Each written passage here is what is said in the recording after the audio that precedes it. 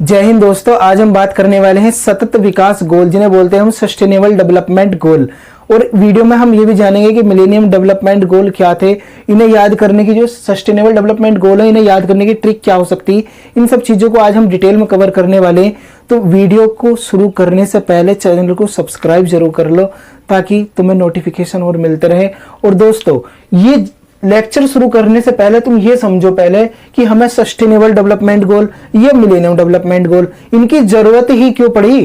तो दरअसल एक महान व्यक्ति थे भारत के, जिनका नाम था महात्मा गांधी। उनके द्वारा ये बोला गया था कि हमारी पृथ्वी के पास इतने रिसोर्स, इतने संसाधन मौजूद है कि वो हमारी आवश्यकताओं की पूर्ति कर सकती है, लेकिन इतने रिसोर्स भी मौजूद नहीं है कि वो हमारे लालच की पूर्ति कर दे। यूएसए हो गया, रसिया हो गया, ये क्या कर रहे थे, रिसोर्सों का अंधाधुन इनका उपयोग कर रहे थे। तो इस वजह से रिसोर्स तो सीमित है ना, सारे के सारे रिसोर्स सीमित है, लेकिन वो उसका अंधाधुन यूज कर रहे थे। तो जो इस वजह से अमेरिका का तो विकास हो रहा था, जो बाकी और देश है वो पिछड़ते जा रहे थे, वो उनका यूज ही नहीं कर पा रहे थे। तो इन सब चीजों को टैकल करने के लिए कि विकसित देश जो रिसोर्स हैं उनका ज्यादा बुरी तरीके से यूज ना करें, उन्हें अंधाधुन उनका दोहन ना करें, इस वजह से सन 2000 में यूएन की एक मीटिंग हुई 6 सितंबर से 8 सितंबर के बीच में। और उनके द्वारा ये बोला गया कि यार बहुत हो गया, अब हमें ऐसा नहीं चलना। हमें अगर ये जो विकसित देश हैं अगर इनका रिसोर्स का इस्तेमाल भी कर रहे हैं तो इस तरीके से रिसोर्स का इस्तेमाल करें कि इसका फायदा जो गरीब देश है या विकासशील देश है उन्हें भी हो। ये तो नहीं कि तुम्हारे पास संसाधन मौजूद है, तुम तो विकसित हो, तुम तो इन रिसोर्सों का उपयोग करके अपना फायदा उठा लोगे, लेकिन जो और देश हैं उनका क्या होगा। ये पूरी पृथ्वी तो सभी की है ना, ये थोड़ी ना केवल यूएसए की है या रसिया की है, जापान की है, ऐसा तो नहीं है ना। तो इस वजह से इनके द्वारा ये बोला गया कि हम सन 2000 से 2015 तक के लिए कुछ गोल निर्धारित कर रहे हैं। गोल क्या है कि आने वाले इन 15 साल में हम इन्हें अचीव करने की कोशिश करेंगे। ये जो रिसोर्स है इनका अच्छे तरीके से इस्तेमाल करके इन्हें गोल को अचीव करेंगे। तो इन गोल का नाम क्या रखा गया, जो गोल थे उनका नाम था millennium development goal. Millennium development goal कब से कब तक के लिए थे, सन 2000 से 2015 तक के लिए। उसमें टोटल 8 गोल थे और 60 क्या थे, उसके अंदर टारगेट रखे गए थे। ये एग्जाम में क्वेश्चन पूछा जा सकता है मिलेनियम डेवलपमेंट गोल्स है कि वे टोटल मिलेनियम डेवलपमेंट गोल कितने थे, तो वे थे 8। कितने थे, 8। और जो उनके अंदर टारगेट कितने रखे गए थे, वे थे 60। तो इस तरीके से तुम याद रख सकते हो और इसमें तुमसे कुछ नहीं पूछा जाने वाला डिटेल में, बस इतना याद रख लो। उसके बाद 2015 में तो मिलेनियम डेवलपमेंट गोल खत्म हो गए। उसके बाद फिर से यूएन की मीटिंग बैठी, उसके सभी सदस्य देशों ने भाग लिया और उनके द्वारा ये बोला गया कि आने वाले 2030 तक हम क्या करेंगे, सस्टेनेबल डेवलपमेंट गोल बनाएंगे। समझ गए, आने वाले 2030 तक हम सस्टेनेबल डेवलपमेंट गोल बनाकर उन्हें अचीव करने की कोशिश करेंगे। तो अब तुम्हारे लिए क्यों जरूरी है, अब तुम समझ रहे हो 2030 तक की बात हो गई। अभी पहले भी जो एग्जाम हुए और जो आने वाले भी जो एग्जाम है 2030 तक, उन सब में इससे क्वेश्चन पूछे जा सकते हैं, है ना। तो इन्हें अच्छे से आज डिटेल में कवर करने वाले इस वजह से। अब इसमें आगे बढ़ने से पहले तुम एक बार इसका स्क्रीनशॉट जरूर ले लो ताकि तुम्हें अच्छे से रिवाइज तुम कर सको बाद में। तो देखो, सतत विकास गोल हो गए। टोटल ये गोल कितने हैं, ये है 17। कितने, 17 गोल हैं। इसमें टारगेट कितने रखे गए हैं, वे रखे गए हैं कुल 169। कितने, 169। इंडिकेटर कितने हैं, 304। टोटल इंडिकेटर कितने, 304। अब गोल पूछेगा तो 17 लगा दोगे, टारगेट 169 और इंडिकेटर कितने, 304। समझ गए। इसमें आगे बढ़ने से पहले इसकी थीम और देख लो। जो ये सतत विकास गोल है इसकी थीम क्या है, ट्रांसफॉर्मिंग आवर वर्ल्ड। हमें अपने पूरे विश्व को पूरे ट्रांसफॉर्म करना, पूरे विश्व को बदल देना। ऐसा ना हो कहीं भी भूखमरी हो, कहीं भी गरीबी हो, ऐसा कुछ नहीं छोड़ना हमें। The 2030 agenda for sustainable development goal, इसे एजेंडा 2030 के नाम से भी जानते हैं। कभी ये सोचो सस्टेनेबल डेवलपमेंट गोल ही बताया था तो इसे एसडीजी या सस्टेनेबल डेवलपमेंट गोल के नाम से ही जानते, इसे एजेंडा 2030 के नाम से भी हम जानते हैं। तो अब एग्जाम में क्वेश्चन पूछा है, छोड़ना मत। तो देखो एक एक करके इन गोल के बारे में बात कर लेते हैं। गोल में आगे बढ़ने से पहले ये सोचो, तुम कल्पना करो आंख बंद करके, तुम कैसी दुनिया में रहना चाहोगे बताओ। तुम्हारा अभी जन्म नहीं हुआ, तुम्हें ये नहीं पता तुम किस घर में पैदा होगे या किस देश में पैदा होगे, तुम्हें नहीं पता, लेकिन तुम आंख बंद करके जस्ट ये सोचो, अभी जस्ट ये इमेजिन करो कि तुम्हारा जन्म होने वाला और तुम्हें ये डिसाइड करना कि मुझे किस घर में पैदा होना या किस देश में पैदा होना या कैसी दुनिया में पैदा होना। तो सोचो तुम्हारे दिमाग में क्या आएगा, हमें ऐसे विश्व में पैदा होना जहां क्या हो, गरीबी ना हो, या घर या देश या विश्व की बात कर रहा हूं, नो पॉवर्टी, यानी कि बिल्कुल भी ऐसा देश ना हो जहां पे गरीबी हो, ऐसी पृथ्वी पे मुझे जन्म नहीं लेना जहां पे गरीबी है, या भूखमरी हो, या क्या हो, मतलब हेल्थ ही अच्छी ना हो उनकी, या एजुकेशन ही ना हो, इक्वालिटी ना हो, तो ऐसे दुनिया में तुम जन्म लेना चाहोगे नहीं ना।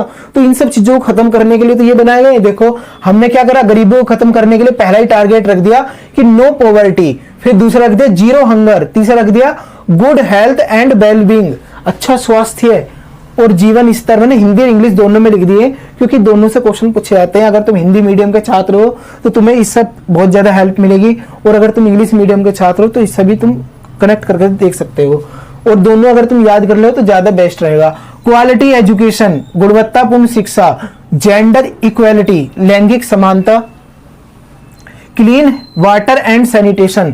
तो मैं अगर तुम्हें जेंडर इक्वालिटी चाहिए, क्वालिटी एजुकेशन चाहिए, अच्छा स्वास्थ्य चाहिए, तो तुम्हें इसकी जरूरत तो पड़ेगी, क्लीन वाटर एंड सैनिटेशन की, अच्छा मतलब स्वच्छ पानी हो और स्वच्छता हो, अफोर्डेबल फॉर क्लीन एनर्जी, सस्ती हो और स्वच्छ ऊर्जा हो, जिसे हम बोलते हैं जैसे अक्षय ऊर्जा हो गई, रिन्यूएबल एनर्जी हो गई, ऐसी एनर्जी हो, सस्ती हो और बढ़िया हो, ऐसी एनर्जी मिले हमें। Decent work and economic growth, अच्छा काम, हमें अच्छा काम भी मिलता हो, ऐसी दुनिया में तो हम जन्म लेंगे ना, अच्छा काम हो, आर्थिक विकास को बढ़ाना, ये ऐसे ऐसे टारगेट इनके द्वारा रखे गए।